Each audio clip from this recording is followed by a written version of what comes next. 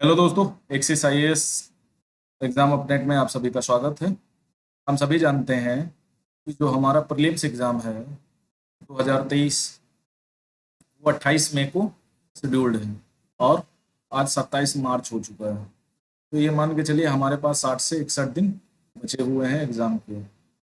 अब इस टाइम पे हमें कुछ नया नहीं पढ़ना चाहिए। हमें जो पुराने टॉपिक हैं जैसे हिस्ट्री है, पॉलिटी है, ज्योग्राफी है, इकोनॉमी है, इन्वायरमेंट है और साइंस एंड टेक है, तो ये सारी चीज़ें हमें जो हम पहले से पढ़ चुके हैं उन्हीं को रिवाइज करना है। और टाइम कम है सभी के पास, अपने अपने स्तर पर जो है धीरे धीरे स्ट्रेस आने लगा होगा। तो उन चीज़ों को समझते हुए जो हमारा जो इस समय टॉपिक चल रहा है, हमने पॉलिटी और इकोनॉमी को, जो उसके खास टॉपिक हैं, जो उसकी खास थीम्स हैं, उसको हाईलाइट किया था कि यहाँ से अगर रिवीजन किया जाता है तो यही सारे ज़्यादातर चांसेज होते हैं कि लगभग 30% के आसपास क्वेश्चन पेपर पॉलिटी और इकोनॉमी का इन थीम से फंस जाता है। तो उसके लिए मैंने वीडियो सीरीज में डाल दिया है, वो आप देख सकते हैं।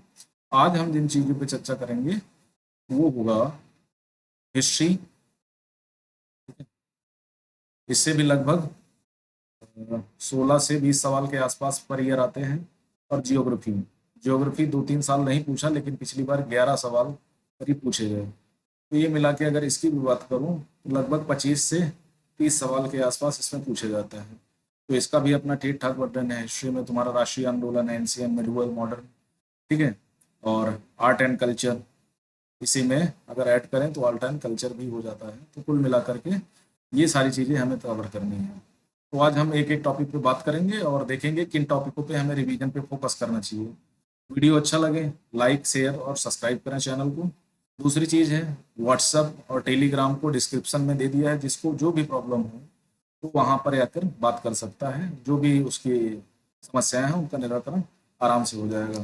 तो चलिए शुरू करते हैं। सबसे पहले आर्ट एंड कल्चर, कला एंड संस्कृत पे बात करते हैं कि यहाँ से कौन से टॉपिक पे। देखो पिछले टाइम से क्या हो रहा है, 2 से 3 सवाल इससे पूछे जा रहे हैं। और अगर हम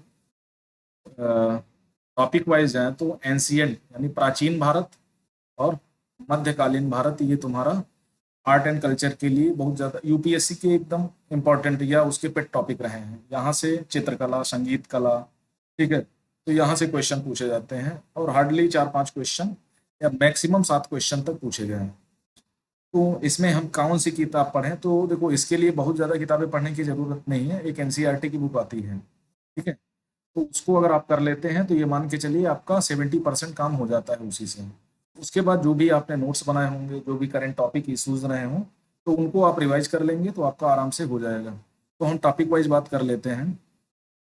जैसे इसमें जो हाईलाइटेड टॉपिक रहते हैं वो 6ठी शताब्दी ईसा पूर्व, ठीक है। आप सभी जानते हैं 6ठी शताब्दी ईसा पूर्व में बौद्ध और जैन धर्म का उदय हुआ। उनसे रिलेट करके आर्ट एंड कल्चर में क्वेश्चन पूछे जाते हैं, खासकर बौद्ध, ठीक है, और जैन धर्म से।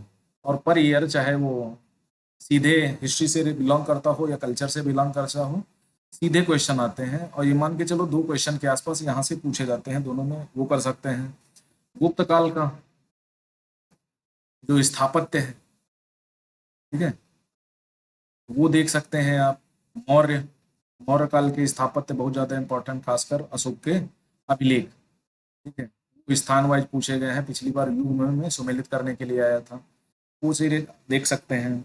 साहित्य से रिलेटेड जो भी प्राचीन और ऐतिहासिक साक्ष्य हैं ईसाई धर्म से, है ना, जो धार्मिक इतिहास है, चाहे वो बौद्ध धर्म का हो, वैदिक काल का हो, या जो मौर्योत्तर काल रहा है, मौर्योत्तर काल से लेकर के जो आपका गुप्त और गुप्तोत्तर धार्मिक आंदोलन, ठीक है, जो इस्लाम, सूफी वगैरह ये मतावलंबी हैं, तो इनसे रिलेट करके क्वेश्चन आराम से पूछे जा सकते हैं। खासकर मंदिर निर्माण कला, ठीक है, मूर्ति निर्माण कला, मथुरा हो, गांधार शैली हो, ठीक है, अमरावती कला शैली हो, उसके बाद द्रविड़ शैली हो या उत्तर भारत की शैली हो, संगीत से रिलेट करके, है ना, संगीत से भी जो शास्त्रीय नृत्य हैं, जो क्षेत्रीय नृत्य हैं, उनसे मिला करके क्वेश्चन आता है। तो उनकी जो डिटेल एनालिसिस है, आपको सिर्फ रटने नहीं है कौन सा नृत्य कहाँ का है, उनकी जो डिटेल एनालिसिस है वो भी आपको करनी है। उस हिसाब से आपको आगे बढ़ना है। बौद्ध है जैन के विभिन्न आयाम और उनके उपसंप्रदाय हैं, ठीक है, और कुछ नाम जो प्रमुख हैं, जो साहित्य लेखन में रहे हैं, बौद्ध साहित्य लिखा उन्होंने, जैन साहित्य लिखा, है ना, तो उनके नाम और उन चीजों के बारे में तैयारी करना है, किस पे बेस्ड है, दार्शनिक पे है ना, तो ये सारी चीजें आप कर सकते हैं। उसके बाद आते हैं हिस्ट्री पे। हिस्ट्री पे क्या करना है आपको, एंशियंट इंडिया। एंशियंट इंडिया पिछली बार कम पूछा गया, तो ऐसा नहीं है कि इस बार नहीं पूछा जाएगा। एंशियंट इंडिया से हर बार लगभग 20 से 25 सॉरी 7 से 8 क्वेश्चन पूछे जाने की संभावना रही है। और मध्यकाल को उतना ज़्यादा तवज्जो नहीं दिया गया। सिर्फ पिछली बार की अगर बात छोड़ दें तो पिछली बार प्राचीन भारत से करीब 3 से 4 क्वेश्चन पूछे गए और मध्य भारत से 5 से 7 क्वेश्चन पूछे गए। बाकी सारे आधुनिक भारत से पूछे गए 8 से 9 क्वेश्चन। तो प्राचीन भारत में आपको एज यूजुअल राजवंशी इतिहास पे फोकस ना करके उसके धार्मिक, आर्थिक और सामाजिक से और पॉलिटिकल व्यू को देखना है। खासकर आपको हड़प्पा सिंधु सभ्यता जो है, उनके जो प्रमुख हैं जो उत्खनन में रहे हैं या वर्तमान समय में उनका अपना रिलेवेंस हो, वो याद कर सकते हैं। जैसे पिछली बार धौलावीरा के बारे में पूछा गया है ना, तो वो सारी चीजें आप देख सकते हैं। उसके अलावा गुप्त राजवंश, मौर्य राजवंश, चर्चित शब्द जो हैं, देखो शब्दावली बहुत ज्यादा हिस्ट्री में, शब्दावली का अपना एक विशेष महत्व है। शब्दावली से रिलेट करके काफी सारे क्वेश्चन पूछे जाते हैं। कुछ ऐसे हाईलाइटेड शब्दावलियां हैं, ठीक है, जिनको हम क्या करेंगे, वीडियो के माध्यम से डिस्कस कर लेंगे। तो शब्दावली पे बेस्ड 2 से 3 क्वेश्चन मध्य भारत और प्राचीन भारत के पूछे जाते हैं, तो उन पे विशेष फोकस करना है। खासकर जो अरबी फारसी के शब्द हैं, संस्कृत के शब्द हैं, अटपटे टाइप के शब्द हैं, ब्रह्मी लिपि में, खरोष्ठी लिपि में, कुछ ऐसी चीजें हैं जिनको आपको करना ही करना है। उसके बाद स्थान, स्थान भी काफी इंपॉर्टेंट है, ज्योग्राफी से मिला करके उनको आप कर सकते हैं। साहित्य जो लिखा गया वो भी काफी खास इंपॉर्टेंस रखता है। स्थापत्य कला, अभी मैं बता चुका हूँ, स्थापत्य से रिलेट करके क्वेश्चन पूछे जाते हैं। चित्रकला एवं मंदिर निर्माण कला, ठीक है, तो ये ऐसे टॉपिक हैं जहाँ से आपको प्री और मेंस दोनों जगह फंसते हैं। तो ये चीजें आपको डिटेल में करनी है। उसके बाद मध्य भारत में आएंगे, ठीक है। मध्य भारत में आपको पता है, एक तो जो गजनवी के बाद से भारत का इतिहास, तो आपको वहां पर ज्यादा न देना, ध्यान देके सीधे आपको सल्तनत काल, ठीक है। आप त्रिपक्षीय संघर्ष देख सकते हैं, पाल, प्रतिहार और द्रविड़ राष्ट्रकूट वंश का। दक्षिण से राष्ट्रकूट रहे, प्रतिहार उधर गुजरात साइड से रहे, और पाल शासक बंगाल से बिलोंग करते जो कन्नौज तक है। तो वहां पर कुछ चीजें घटित हुई, उनको आप देख सकते हैं। कुछ पुराने राजवंश हैं, चाहे विजयनगर साम्राज्य के हों, ठीक है। सल्तनत काल के अलावा आपको विजयनगर देखना है, ठीक है। सल्तनत काल इसलिए खिलजी से रिलेटेड, और लोधी वंश, ठीक है, इन वंशों से रिलेट करके एक क्वेश्चन पूछा गया था। खासकर जो आपके अफगान आक्रमण हुए थे, तो वहां पर आपको फोकस करना चाहिए। एग्रीकल्चर पे, यहाँ पर कृषि पे ज्यादा फोकस करना है आपको। यहाँ के आर्थिक और जो धार्मिक इतिहास रहा है उस पर फोकस करना है। तो ये सारी चीजें कर लेंगे तो आपका यहाँ तक हो जाएगा। उसके बाद आप आएंगे उसमें, क्या कहते हैं उसको, मुगल वंश में। मुगल वंश में क्या करना है, मुगल वंश में कल्चर बहुत ज्यादा इंपॉर्टेंट है, और हर बार कहीं ना कहीं कल्चर से रिलेट करके क्वेश्चन पूछे जाते हैं मुगल वंश के, ठीक है। तो मुगल वंश में सिर्फ आपको नहीं, माता पिता ये दुनियादारी नहीं लुटनी है। आपको मुगल वंश में 2 चीजें करनी है। एक तो शब्दावली पे विशेष फोकस करना है, ठीक है। बहुत सारे यहाँ पर विभाग बने, ठीक है, तो वो आपको ध्यान देना है, उनके शब्दों पर जाना है। कई सारी किताबों का अनुवाद हुआ, ठीक है, साहित्य की श्रेणी में, वो आप देख सकते हैं, वो भी आपके लिए इम्पोर्टेंट है। यात्री है, ठीक है, युद्ध जो प्रमुख रहे हैं, ठीक है, और स्थापत्य और चित्रकला तो आप देखेंगे ही। तो ये सारी चीजें आप यहाँ से देख सकते हैं। तो ये मुगल वंश आपका हो जाएगा। उसके बाद आते हैं विजयनगर साम्राज्य में। विजयनगर में क्या करना है, काफी इंपॉर्टेंट टॉपिक है। विजयनगर में आपको स्रोत देखना है, यात्री देखना है, साहित्य देखना है, व्यापार देखना है, बंदरगाह प्लस शब्दावली। शब्दावली पर बेस्ड काफी का सारे क्वेश्चन आते हैं, तो ये आपको जरूर देखना है। उसके बाद मुगल वंश में थोड़ी प्रशासनिक संरचना देख सकते हैं, ठीक है, और सारी चीजें देख करके ये आप खत्म कर सकते हैं। इसका रिवीजन ज्यादा से ज्यादा कर लेना। उसके बाद अगर आधुनिक भारत की बात की जाए, तो आधुनिक भारत में जनरली क्या होता है, क्वेश्चन, पुराने क्वेश्चन कम पूछे जाते हैं। आपका लगभग गांधीवादी आंदोलन जब स्टार्ट हुए, तो वहां से काफी सारे क्वेश्चन पूछे जाते हैं, ठीक है। तो आधुनिक भारत में, ठीक है। आपको क्या करना है, स्वदेशी मूवमेंट जो हुआ 1905 का बंगाल विभाजन के बाद, वो देखना है, डीप में जाना है। उसके बाद 1885 के पहले जो किसान, ठीक है, जनजाति और जो संगठन बने ना, उन पे देखना है। इस समय दादा भाई नौरोजी वगैरह है ना, तो ये रविन्द्रनाथ टैगोर वगैरह ये काफी इंपॉर्टेंस रखते थे। उसके बाद स्वदेशी आंदोलन, ये देखने के बाद आपको उधर नहीं जाना है कि कंपनियों का आगमन, वो कम पूछा जाता है, इस समय ज्यादा नहीं पूछा जा रहा है। तो आप लगभग 1773 के बाद से ही स्टार्ट करेंगे। ठीक है। उस 73 के बाद से तुम्हारी प्रशासनिक संरचना, राजनीतिक संरचना और आर्थिक संरचना के आयाम तुमको परिलक्षित हो जाएंगे, तो उनको उस वे में पढ़ना है। जैसे रैयतवाड़ी बंदोबस्त हो गया, मालवाड़ी बंदोबस्त हो गया, है ना, जमींदारी, तो ये सारी चीजें देख लेना है। कुछ चीजें और भी हैं जो पॉलिटी की दृष्टि से इंपॉर्टेंस है, वो मैं पॉलिटी वाले सेक्शन में आपको बता चुका हूँ। उसके बाद अगर आगे बढ़ेंगे तो गांधी के, जब गांधी जी आए दक्षिण अफ्रीका से भारत, तो उसके बाद भाई कई सारे चेंज हुए। और उन चेंजेस में सबसे पहले तो चेंज हुआ जो विभिन्न एक्ट है, ठीक है, उनको आप पॉलिटी सेक्शन में या यहाँ पर आप देख सकते हैं। उसके बाद आंदोलन जो गांधी जी ने चलाए, उनके विविध आयाम देखने हैं। उसके बाद जो संगठन बने, आंदोलन क्यों फेल हुआ, उसमें थोड़ा सा डीप जाना है। साहित्य, जो इस समय किताबें, समाचार पत्र, ठीक है। उसके बाद जो तुम्हारे संगठन बने, यहाँ से भी रिलेट करके क्वेश्चन पूछे जाते हैं, चाहे वो क्रांतिकारी संगठन हो या नॉर्मली राजनीतिक संगठन हो। कांग्रेस और किसान आंदोलन, ये भी साथ साथ चलते रहे।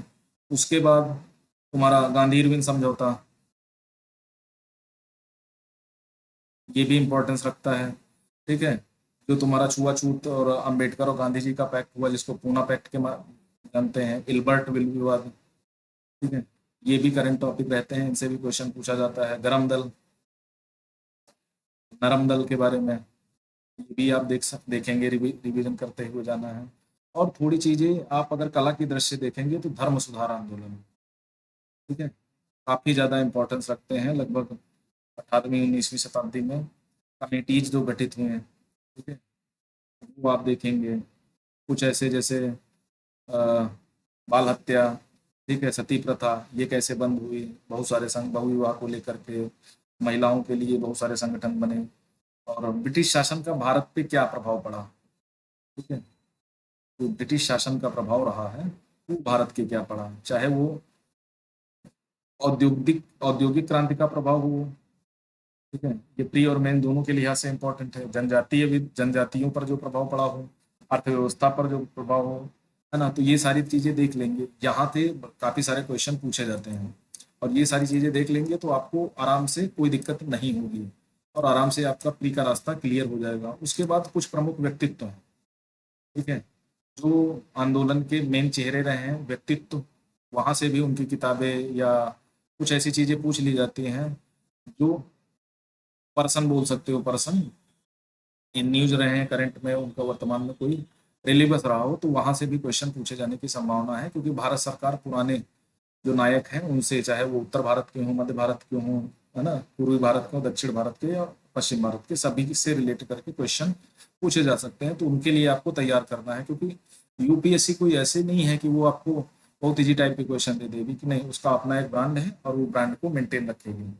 तो ये इतिहास का हो जाता है। उसके बाद जो तुम्हारी ज्योग्राफी है, ठीक है, ज्योग्राफी में देखो कुछ चीजों पे विशेष फोकस करना है आपको, और वो चीजें हर जगह आपको काम आ जाएंगी। ठीक है। सबसे पहला एग्रीकल्चर सेक्टर, ठीक है, अगर एग्रीकल्चर सेक्टर के बारे में बात की जाए तो इकोनॉमी, ठीक है, इन्वायरमेंट और जियोग्राफी और पॉलिटी, हिस्ट्री को अगर छोड़ दें तो इनको मिलाकर के लगभग 11 से 12 क्वेश्चन सिर्फ इकोनॉमी बेस्ड आए हैं।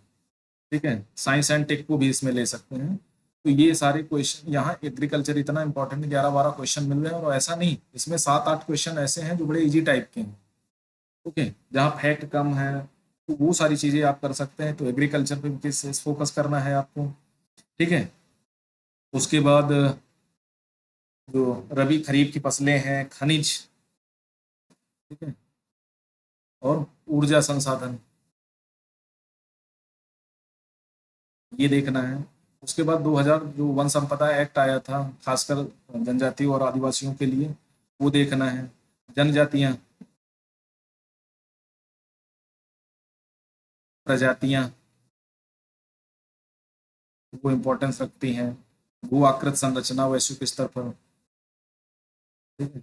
और ऐसी न्यूज जो निगेटिव में रही हो या पॉजिटिव में रही हो, जैसे रसिया यूक्रेन वार हुआ, अरब स्प्रिंग हुआ, ठीक है, ईरान में क्रांति हुई, और भी कुछ ऐसे घटनाक्रम रहे वो सारी घटित हुए हैं। अफवाह तंत्र, जो ड्रेनेज सिस्टम है, वो आप जरूर देखेंगे, खासकर उत्तर भारतीय नदियों का और मध्य पूर्वी भारत की नदियों का, गंगा सिंधु और ब्रह्मपुत्रा नदी तंत्र के बारे में। क्लाइमेट, क्लाइमेट आप इन्वायरमेंट में भी देखेंगे और यहाँ भी देखेंगे, ठीक है। जलवायु प्रदेश, समुद्र विज्ञान, प्रादेशिक भूगोल, ठीक है, वो भी आपको देखना ही देखना है। तो ये सारी चीज़ें आप करेंगे। और थोड़ा वर्ल्ड वाइड देख लेंगे, जनसंख्या, नगरीकरण, और कुछ भी चीज़ें हैं जो फोकस इन न्यूज रही हैं, जो करंट सिनेरियो में रही हैं, तो वो वाली चीज़ें आपको देखना ही देखना है। तो ये मान के चलिए जो आपके ये 7-8 क्वेश्चन पूछे जाते हैं हिस्ट्री, ज्योग्राफी और पॉलिटी में, तो वो आपके आराम से कवर हो जाएंगे, आपको कहीं भी कुछ भी दिक्कत महसूस नहीं होगी।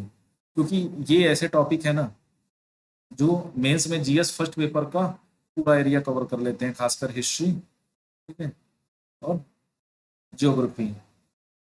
तो आपके पास जो 60 दिन बचे हुए हैं उनको ठीक से यूटिलाइज करें, और उन टॉपिकों पर, जैसे बहुत सारे लोग अभी भी करंट अफेयर्स पे बहुत ज़्यादा फोकस करते हैं। तो जब जानते हो कि 5 से 6 क्वेश्चन पूछे जाने हैं और अनंत सीमा है, अगर 12 मैगजीन आप पढ़ोगे तो भी आपका पूरा नहीं होने वाला। और ये ऐसे टॉपिक हैं जहां से हर बार, यानी जो बेसिक है हमारा, ठीक है, यूपीएससी का, उससे लगभग 70% क्वेश्चन पेपर आता है। तो उन चीज़ों पे फोकस करो जो कम समय में, जिसको आप 25 बार पढ़ चुके हो, और उनको ज़्यादातर प्रयास करके, प्रैक्टिस करके, ठीक है, तो वो सारी चीज़ें आप बड़े आराम से कर सकते हो। तो यहाँ पर ज़्यादा आपको फोकस करना है, बजाय करंट अफेयर्स के जो पीपुड़ी बजाने लगे हुए हो, है ना। इकोनॉमी आप बेसिक उसका फंडामेंटल देख सकते हो। तो ये सारी चीज़ें, परिवहन के बारे में, ठीक है, उनसे रिलेटेड जो भी एक्ट आए हैं, जो भी संशोधन हुए, तो वो सारी चीज़ें देख करके आप कम समय में अधिकतम कर सकते हो। यही कहते हैं जो इंग्लिश मीडियम वाले बाजी मान ले जाते हैं और हिंदी मीडियम वाले रह जाते हैं, उसका सबसे बड़ा कारण यही है कि हम फालतू की चीज़ों में लगे रहते हैं, हम नॉलेज गेन करते रहते हैं, और नॉलेज गेन करने का कोई अंत नहीं है। आप जितनी कर लेंगे उतनी कम लगेगी। तो वहां पर ना भाग करके सीधे आपको क्या करना है, सीधे अपने बेसिक को, एनसीईआरटी को, और ज्योग्राफी के लिए कुछ भी इस विशेष नहीं, कक्षा 11 और 12 की एनसीईआरटी पढ़ लो। हिस्ट्री के लिए आपको कुछ नहीं करना, दृष्टि करंट अफेयर, दृष्टि की वो जो एक तो प्रीलिम्स प्रैक्टिस सीरीज है और एक क्विक बुक है, इससे कर लेंगे तो आपके, ये मान के चलो, लगभग हिस्ट्री के 70% क्वेश्चन वहीं से आपके हो जाएंगे। आपको कुछ भी अलग से नहीं करना है, एनसीईआरटी पढ़ लेना है या बेसिक कर लेना है। और जो कहता है कि नहीं ये पढ़ना है वो पढ़ना, मत करो। जो आपने पहले से पढ़ रखा है, ठीक है, उसी पे आपको फोकस करना है, आपको इधर उधर कहीं नहीं भागना। अगर इधर उधर भागेंगे तो फिर इस बार क्या होगा, प्री में कुछ हाथ नहीं लगेगा, 1-2 नंबर से फिर बाहर हो जाओगे। ठीक है, तो इतना सारा करना है। अगर वीडियो अच्छा लगता हो तो लाइक करें, ज़्यादा से ज़्यादा लोगों को सब्सक्राइब करें, और जो भी प्रॉब्लम है वो कह सकते हैं। Thank you very much.